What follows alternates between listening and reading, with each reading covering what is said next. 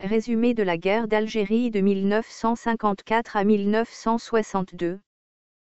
La guerre d'Algérie 1954 à 1962. Un territoire, deux communautés. Origine de la guerre. Texte, proclamation du 1er novembre 1954. Traditionnellement, on fixe le début de la guerre d'Algérie au 1er novembre 1954 Toussaint Rouge. En effet, ce jour-là, le Front de libération nationale algérien, Front de libération nationale, qui se présente comme un opposé au colonialisme et comme un mouvement révolutionnaire lance un appel à la lutte pour l'obtention de l'indépendance nationale. Cette lutte s'inscrit est celle du Maghreb et associe Tunisiens et Marocains qui, eux, obtiendront l'indépendance en 1956. Le Front de libération nationale revendique la restauration d'un État algérien souverain, démocratique et social dans le cadre des principes islamiques. Comme en témoignent ces citations, le Front de libération nationale est un mouvement qui souhaite la création d'un État musulman. En échange de l'indépendance, le Front de libération nationale promet de garantir les droits de toutes les communautés sans distinction de race et de confession. Une vague d'attentats touche l'Algérie et conduit à une réponse militaire française, c'est le début d'un long conflit de 8 ans. Q2, quelle attitude la France adopte-t-elle vis-à-vis de cette proclamation? Q2, F. Mitterrand, alors ministre de l'Intérieur, rappelle que l'Algérie, c'est la France. En effet, divisée en 3 départements, l'Algérie constitue non pas une colonie mais est un territoire de la République française. Cette situation est particulière par rapport aux autres territoires coloniaux qui eux sont considérés comme des membres de l'Union française. Doc. La France refuse l'indépendance algérienne car la présence de près d'1 million d'Européens, les Français d'Algérie ou pieds noirs. Les musulmans sont divisés. Si une grande majorité d'entre eux sont favorables à l'indépendance, la République française s'appuie sur une minorité de musulmans assimilés qui participent à la vie politique française. Ainsi, l'Assemblée nationale française compte 34 députés issus de l'Algérie française entre 1951 et 1956 dont 19 sont musulmans. Certains comme Ferhat Abba deviendront des membres actifs du Front de libération nationale. En 1958, après le changement de constitution, 43 députés sur 74 sont musulmans. De Gaulle choisit une femme musulmane Nafissa Sidkara comme secrétaire d'État chargée des questions sociales algériennes. La réponse à la crise algérienne est d'abord policière puis deviendra militaire. La France envoie toujours plus de policiers et de soldats pour des opérations de maintien de l'ordre. La situation algérienne se dégrade très vite et l'état d'urgence est décrété en 1955. L'administration civile est donc mise sous tutelle des autorités militaires. De multiples acteurs vont alors agir en Algérie. De multiples acteurs politiques. Les acteurs français. L'État français. L'État français a adopté 2 attitudes différentes durant le conflit. 1954 à 1959, la volonté d'unité. L'État soutient l'idée d'une Algérie française. Dans son discours d'Alger des 4 juin 1958, le GL de Gaulle affirme sa volonté de réconcilier les populations d'Algérie pour créer une communauté française unie. Il appelle le Front de libération nationale à signer la paix des braves. Mais le refus de cette proposition par les indépendantistes du Front de libération nationale le conduit à adopter une position pragmatique. Celle d'une indépendance qui garantirait aux Français d'Algérie leur maintien et la garantie de la préservation de leurs biens. C'est pourquoi dès le mois de septembre 1959, il évoque le droit de tous les habitants d'Algérie à l'autodétermination qui de fait ne peut conduire qu'à l'indépendance. 1959 à 1962, de l'autodétermination à l'indépendance. À partir de 1959, De Gaulle s'engage sur la voie de l'autodétermination, discours de septembre 1959, p. 307 et 4 p. 299, qui aboutira à la négociation des accords d'Évian de mars 1962. Les partisans de l'Algérie française. Soutenus par une part importante des officiers français, ils exercent une forte pression sur les autorités françaises. Le 13 mai 1958, ils fondent le Comité de salut public d'Alger et font pression sur le président Erkotti pour que le GL de Gaulle soit rappelé au pouvoir. Ils obtiennent gain de cause et sont donc les principaux artisans du retour du GL de Gaulle, le 1er juin 1958. Celui-ci obtient les pleins pouvoirs et met en place la vieille République. Sa visite à Alger, le 4 juin 1958, soulève les espoirs des Français d'Algérie. Son discours introduit par la phrase « Je vous ai compris » laisse croire aux Français d'Algérie que De Gaulle sera un soutien pour le maintien de l'Algérie dans la République française, mais très vite. Les Français d'Algérie comprendront que le nouveau président de la République est disposé à laisser les Algériens accéder à l'indépendance. Ils entrent en conflit avec les autorités françaises, comme le montrent les événements suivants. 24 janvier au 1er février 1960, déçus par la politique gaullienne, ils organisent la semaine des barricades à Alger. Les affrontements font une vingtaine de morts.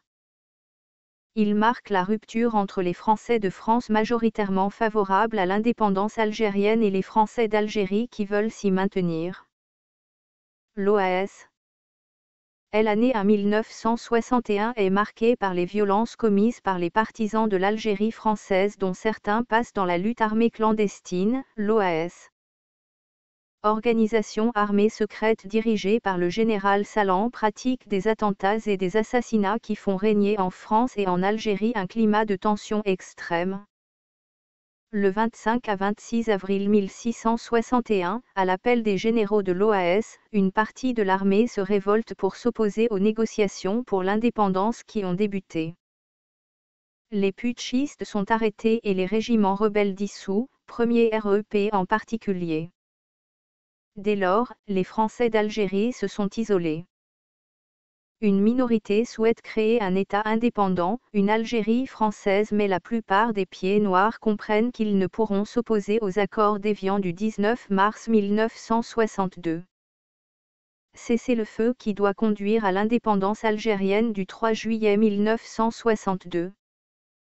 Ce fut pour les pieds noirs une source de ressentiment, nombreux furent ceux qui vécurent leur rapatriement en France qui débuta en avril 1962, comme une trahison.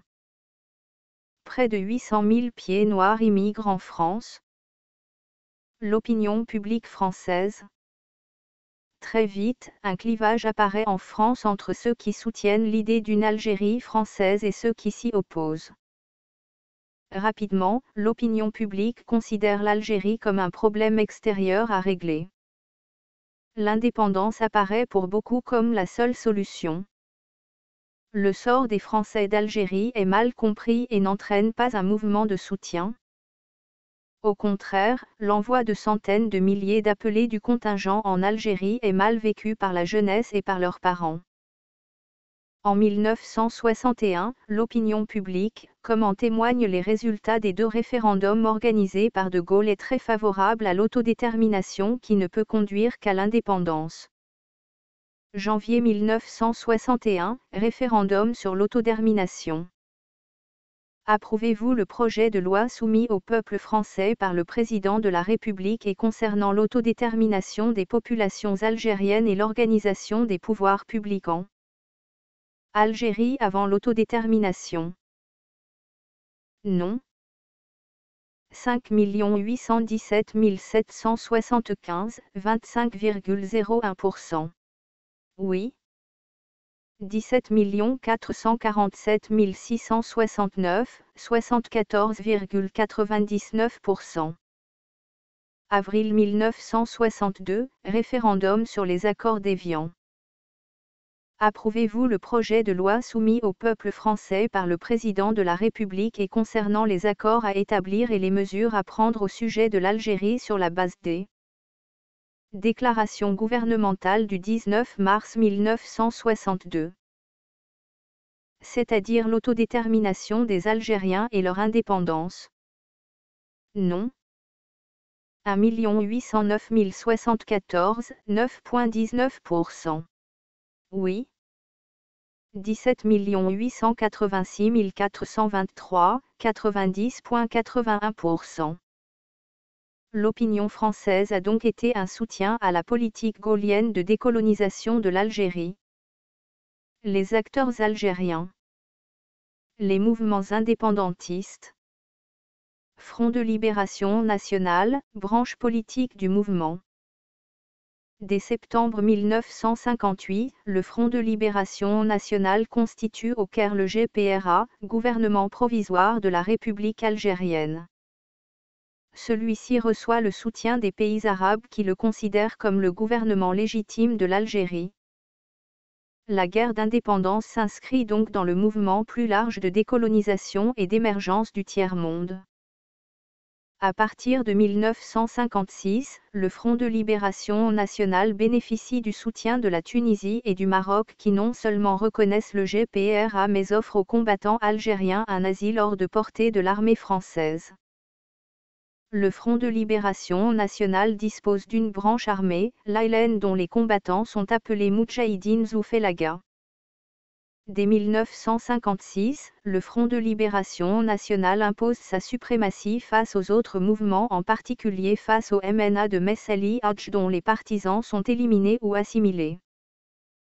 L'opinion algérienne, il est difficile de mesurer le soutien que la population algérienne apporta au Front de libération nationale, mais il put bénéficier de la coopération des populations civiles qui cachèrent, soignèrent et ravitaillèrent l'ALN et les membres du Front de libération nationale.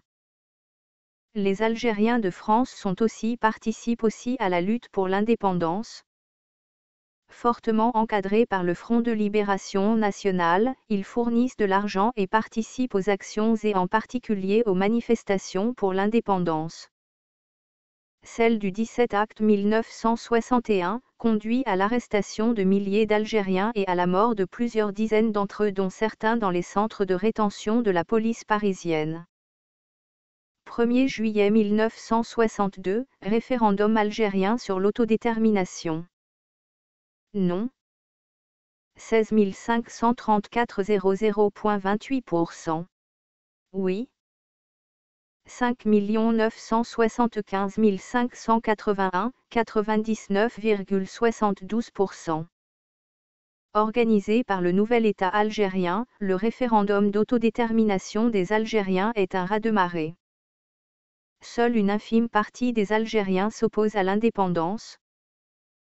Les résultats témoignent surtout de la mainmise du Front de libération nationale sur l'Algérie. Une guerre aux multiples noms. Guerre sans nom et sale guerre. Les soldats. Du côté français, la guerre d'Algérie n'est pas considérée comme une guerre mais comme une opération de maintien de l'ordre. Il s'agit donc d'opérations de police auxquelles participe l'armée comme lors de la bataille d'Alger en 1957. Près de 400 000 soldats, dont une grande majorité d'appelés, le service militaire est porté à 30 mois au lieu de 18, sont présents en permanence en Algérie. Ainsi, plus de 1,7 million de militaires, dont 1,3 million d'appelés, ont servi en Algérie. Les opérations. Deux types d'actions se différenciant clairement. Les actions de combat dans les régions où les maquisards de l'ALN mènent des actions de guérilla. L'utilisation de l'aviation est fréquente, ainsi que les opérations aéroportées menées par les troupes d'élite, parachutistes, légionnaires.